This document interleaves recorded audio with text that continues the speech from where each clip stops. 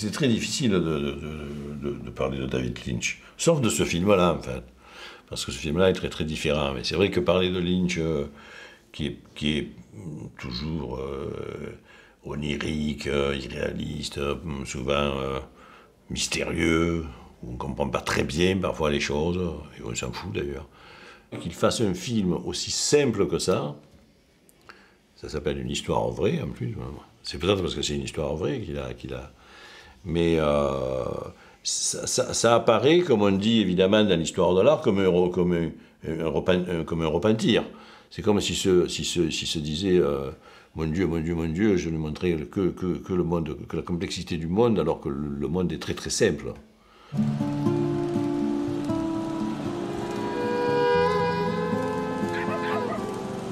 Alvin! What are you setting out to do here? That's what I am! Alvin, you're gonna get blown right off the road, that's what I'm afraid!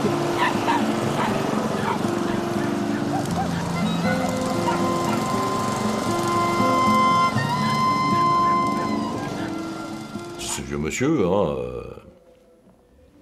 qui est devenu sage, je veux dire, on s'aperçoit qu'il est assez vite et qu'il ne l'a pas toujours été, et qui est devenu sage un peu, et tout ça se marie, tout ça avec son film Tchekhov même, se dit que il y a eu beaucoup de choses vaines, quoi, sur lesquelles il s'est énervé, sur lesquelles sa vie s'est développée, qu'il aurait fallu laisser tomber, tout ça, quoi.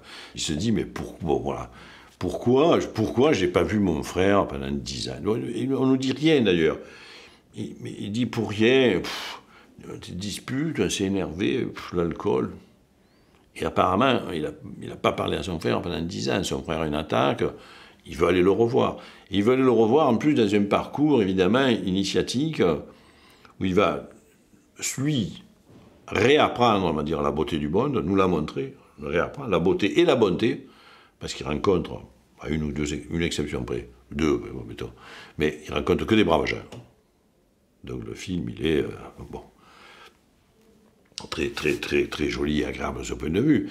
Et des braves gens qui l'aident, qui l'accueillent d'ailleurs, parce que dans sa remorque, il a une chaise pliante pourrie en ferraille, une chaise pas très agréable de s'asseoir dessus, mais c'est une chaise quand même, alors quand des gens passent, il sort la chaise, et il bavarde un peu, voilà, et à chaque fois ses petites leçons de vie.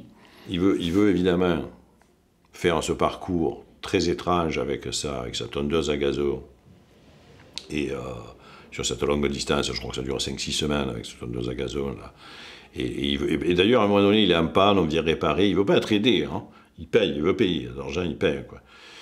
Je crois qu'il se dit, là, lui aussi, il a rejoint l'évangile, alors on dit qu'il faut qu'il paye, quoi, il faut qu'il paye quelque chose, quoi, pour se laver de ses mauvaises actions, de ne pas avoir vu son frère et tout ça. Donc on ne l'aide pas, il fait le voyage tout seul, alors qu'il ne tient plus debout, il marche avec 2 cannes, dans ces conditions-là, dans des conditions terribles, il refait le voyage pour se racheter. Et tout ce parcours, en plus, se fait avec énormément de plans ou d'hélicoptères, en ce moment-là, et pas des drones.